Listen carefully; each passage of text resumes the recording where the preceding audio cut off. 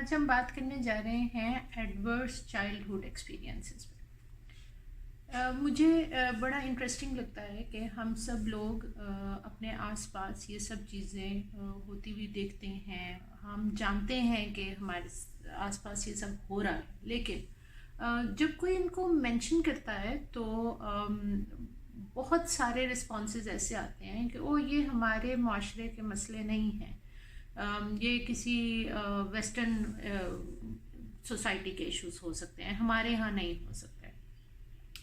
तो मैंने सोचा कि जैसे जैसे मैं अपना लिटरेचर रिव्यू कंप्लीट कर रही हूँ, मैं अपना कोर्स डेवलप कर रही हूँ, अपनी पिछली टॉक में मैंने आप लोगों के साथ शेयर किया कि मेरी रिसर्च किस बारे में है। तो मेरी रिसर्च आज मैं सिर्फ वन लाइनर में ये कहूँगी कि I wish to develop teachers preparation course for peace education and for adopting peace pedagogy in classroom।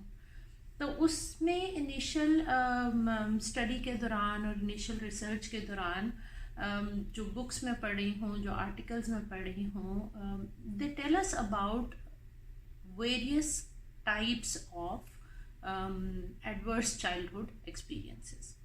और इसको जानना समझना इसलिए ज़रूरी है कि फिर हमें ये अंदाज़ा होगा कि ये हमारा मसला है और ये हमारे स्कूल्स में आने वाले बच्चे भी इन तमाम चीज़ों से हो गुज़रते हैं और इन तमाम चीज़ों का उन पर भी असर हो रहा होता है। तो अभी हम पहले हिस्से में ये बात करेंगे कि ये एडवर्स चाइल्डहुड एक्सपीरियंसेस क्या हैं, इनकी क्या एग्जांपल्स हैं। तो सबसे पहला और सबसे इम्पॉर्टेंट जो है, जो मेरी अपनी साइकोलॉजी की स्टडी में जब मैंने मास्टर्स किया था, तो मुझे याद है कि ये मेरी पहली रिसर्च स्टडी थी और आज इतने सालों के बाद आके मैं फिर वहीं से कनेक्ट बैक कर रही हूँ to my whole experience of past 25 years, और वो है पेरेंटल कॉन्फ्लिक्ट। सबसे पहला एडवर्स चाइल्डहुड एक्सपीरियंस, अगर एक बच्चा जो कि अपने पेरेंट्स के साथ रह रहा है लेकिन पेरेंट्स का आपस में एक कॉन्टिन्यूस एक कॉन्फ्लिक्ट पाया जाता है। अब ये बिल्कुल पहली चीज़ है जिसके ऊपर हम गौर नहीं करते कि पेरेंटल कॉन्फ्लिक्ट कहा जा रहा है। अभी किसी बड़े लफ्ज़ को मैंने इस्तेमाल नहीं किया। ये सिर्फ वो लेवल है जहाँ वालिदैन बच्चों के सामने या उनका ख्याल होता है कि बच्चे कमरे में नहीं हैं या वो सामने नहीं है, लेकिन बच्चों के आसपास एक मुसलसल कॉन्फ्लिक्ट की सिचुएशन में रहते हैं और मुसलसल एक दूसरे के साथ डिसएग्री करते हैं, एक आर्ग्यूमेंट में जाते हैं और कुछ ना कुछ आपस में चलता रहता है। और वो कॉन्फ्लिक्ट बाज़ दफ़ा ज़्यादा रेज भी हो जाता है, वो लाउड भी हो जाते हैं। उनमें से एक गुस्सा करके घर से थोड़ी देर के लिए चला जाता है, फिर वापस आ जाता है। So this kind of parental conflict is the first adverse childhood experience for a child. Then comes the domestic violence। domestic violence उससे अगली स्टेज है।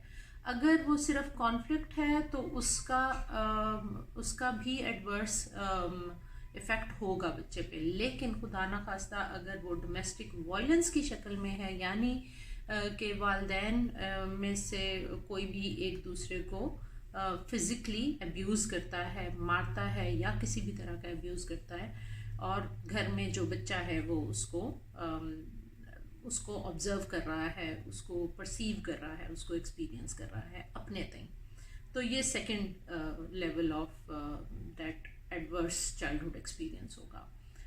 उसके बाद आता है डिसफंक्शनल होम्स। अब डिसफंक्शनल होम्स का अगर आप लिटरेचर पढ़ेंगे तो इट हैज़ मल्टीपल लेवल्स। एक तो जैसे मैंने कहा कि डिसफंक्शनल होम ये भी हो सकता है कि वो कुछ अर्से के लिए नाराज़ हो जाते हैं, सेपरेट हो जाते हैं, फिर इकट्ठे हो जाते हैं, फिर कुछ और होता है और इस तरह के वाक़यात होते चले जाते हैं। ये भी हो सकता है। डिसफंक्शनल होम्स में ये भी हो सकती है लेवल के वो छोड़ देते हैं एक दूसरे को और सेपरेशन हो जाती है, तो ये भी डिसफंक्शनल होम है।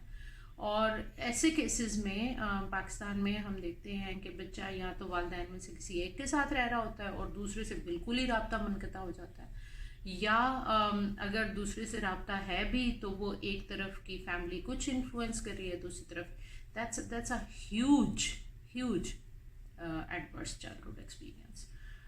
फिर है poverty. Children living in those house holds जहाँ पर मुस्तकिल ये चैलेंज है कि लोग अपने एक्सपेंसेस मीट नहीं कर पा रहे, लोग अपने लिए जो बेसिक लाइफ की नेसेसिटीज़ हैं वो भी पूरी नहीं कर पा रहे।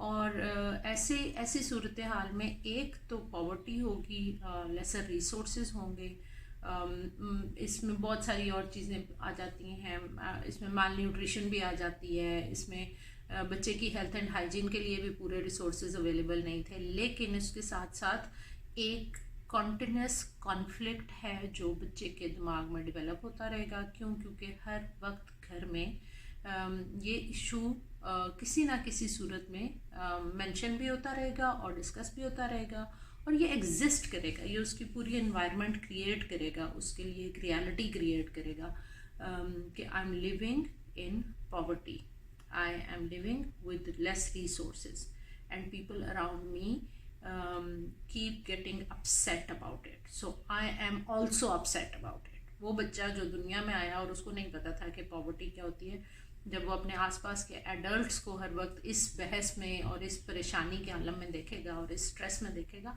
तो वो भी एक इनडायरेक्ट इफेक्ट ले रहा है, एक इनडायरेक्ट स्ट्रेस ले रहा है।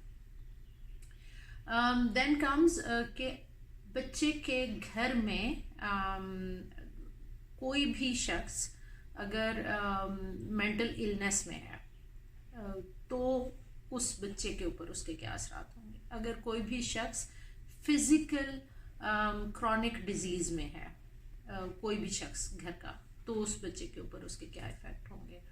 And last but not the least, जो सबसे ज़्यादा जिसके ऊपर आपको स्टडीज़ भी मिलेंगी, जिसके ऊपर आपको लिटरेचर भी बताएगा, वो है ड्रग अब्यूज़। अगर घर में कोई शख्स ड्रग अब्यूज़ करता है, अगर कोई शख्स अल्कोहलिक है, हम पाकिस्तान की सोसाइटी में इतना डिनायल करते हैं, इतना इस चीज़ को रिफ्यूज़ करते रहते हैं। I remember there was a maid coming to our home, house help, और वो हर थोड़े दिनों के बाद कहती थी कि मेरे भाई को दौरा पड़ा था, और फिर वो कहती थी कि वो मुझे मारता भी है भाई, और फिर वो कहती थी कि मेरी अम्मा उसको किसी के पास दम करवाने ले गई है। और ये वो having this background of psychology, कुछ और डिटेल्स जो मैं नहीं बताना चाहती वो बताती थी, तो मुझे लगा कि वो बच्चा सिर्फ साइकोलॉजिकल पेशेंट नहीं है, लेकिन कोई ड्रग अब्यूज़ भी हो सकती है। तो फिर मैंने उनको मशवरा दिया, और शुक्र है कि उन्होंने मेरे मशवरे पे अमल किया, और थोड़े अरसे के बाद उन्होंने कहा कि हाँ वो कुछ ना कुछ ले रहा था। I don't want to mention exactly what, लेकिन ये इतना कॉमन है। और इस घर में उस लड़के की शादी कर दी गई, और एक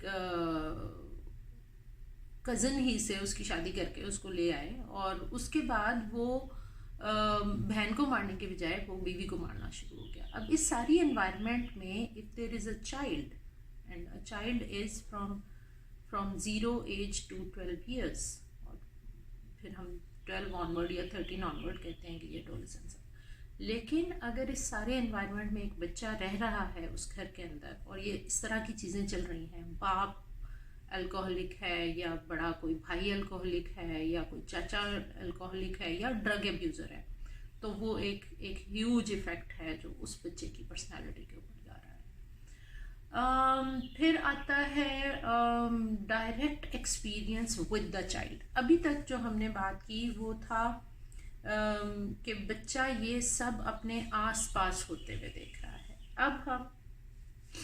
अब हम बात करेंगे कि बच्चे खुद जो एक ट्रॉमा से गुजरते हैं, बच्चे के ऊपर डायरेक्टली अगर ऐसा कोई इन्फ्लुएंस आता है, उसमें सबसे पहली चीज़ तो ये है कि in case of parental loss, अगर बच्चा ऐसे सर्कमस्टांसिस में है कि जहाँ वालदैन नहीं हैं कि दो सूरतें हो सकती हैं। एक तो ये हो सकता है कि ऑर्फन है और बच्चे के पेरेंट्स किसी वजह से इंतकाल कर गए, और दूसरा ये हो सकता है कि उसको छोड़ दिया गया किसी ऑर्फनेज में या कहीं पे।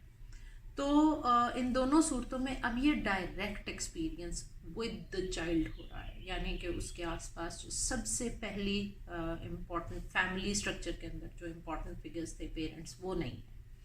तो that has a huge impact. फिर उसके बाद आता है within a home if the child experiences neglect। मुझे जब से मैंने साइकोलॉजी को पढ़ा है, समझा है, सीखा है, मुझे एरिक्सन की थ्योरी बहुत पसंद है, एरिक एरिक्सन की, जिसमें वो साइको सोशल डेवलपमेंट की स्टेजेस बताता है और हर स्टेज का कॉन्फ्लिक्ट बताता है और फिर उस कॉन्फ्लिक्ट का रिजॉल्व भी बताता है। लेकिन हम उस रिजॉल्व की तरफ अभी तक पाकिस्तानी माशरे में ना घरों को जाता देख रहे हैं, ना इदारों को जाता देख रहे हैं।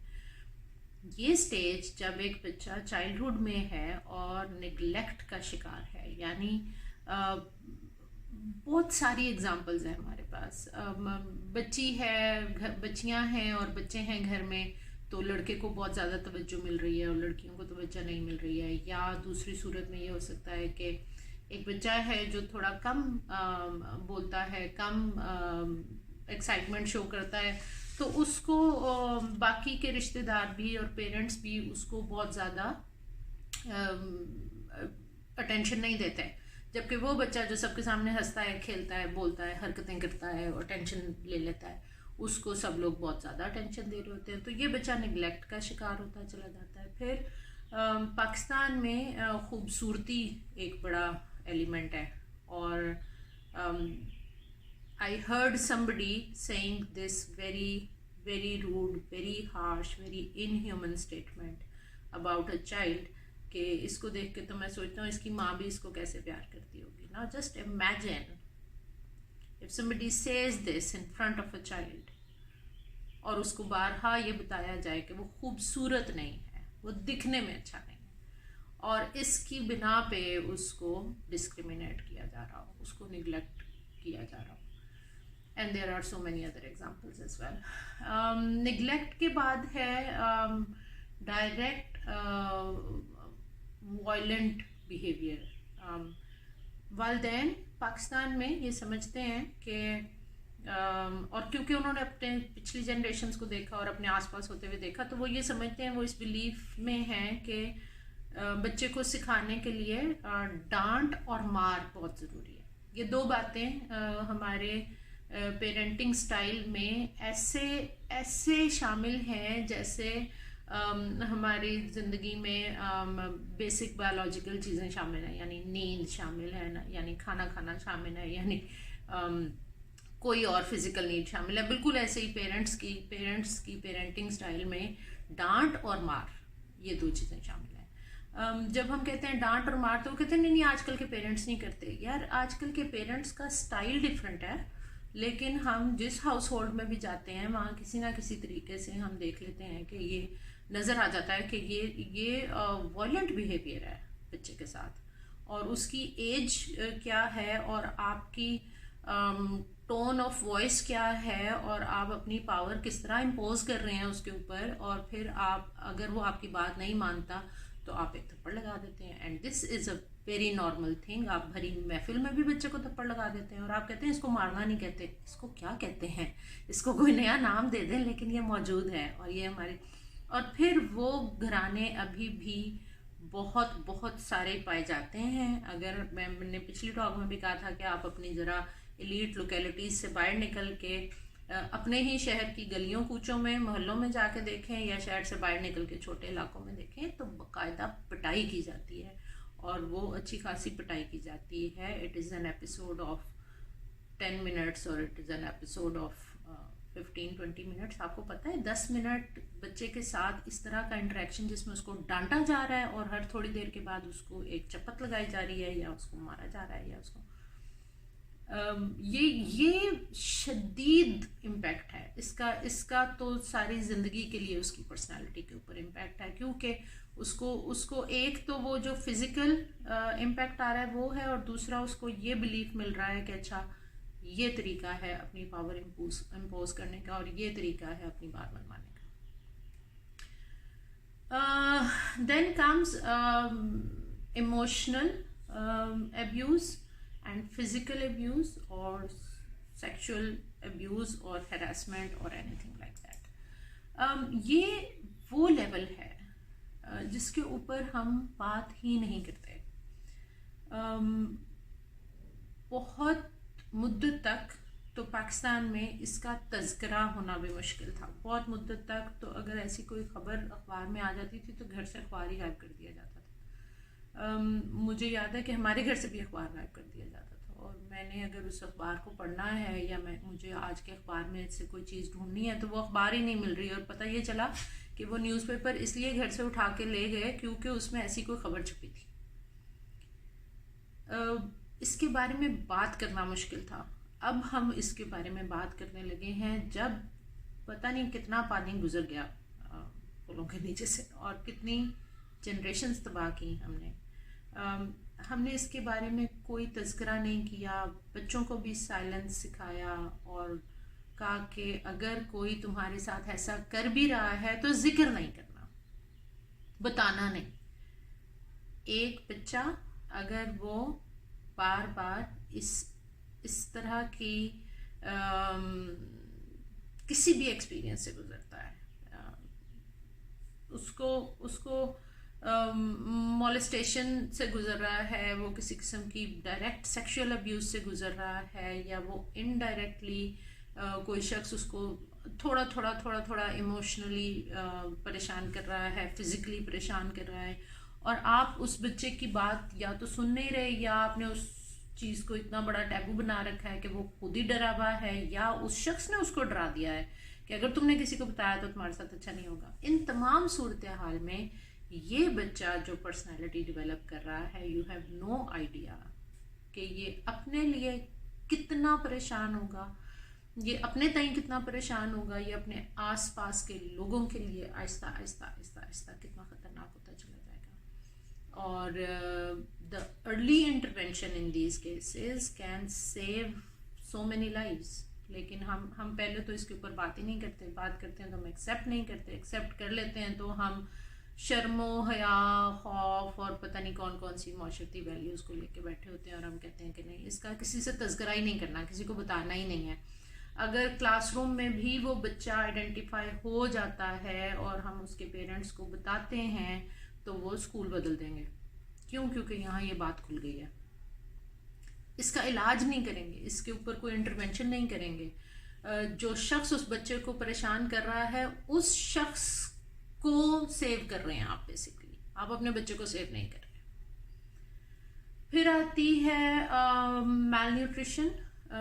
अगर बहुत ऐसी सूरत हाल में बच्चे पल रहे हैं कि उनको उनकी खुराक, उनकी ग़िज़ा ठीक नहीं मिल रही, लॉन्ग टर्म सिकनेस, बच्चे को बचपन में बहुत ज़्यादा अरसे तक वो बीमार रहा है या उसको कोई ऐसी फिज़िकल इलनेस रही है, और फिर खुदा न खास्ता कोई इंजरी, अगर एक बच्चे के साथ कोई ऐसा एक्सीडेंट हो गया है जिसकी वजह से उसको कोई ऐसी इंजरी रही है जिसमें बच्चा मोबाइल नहीं रह पाया कुछ अर्से तक, या वो उस इंजरी के साथ सर्वाइव करता रहा, and last but not the least any kind of handicap और डिसेबिलिटी, और बच्चा उसके साथ ज़िंदा है।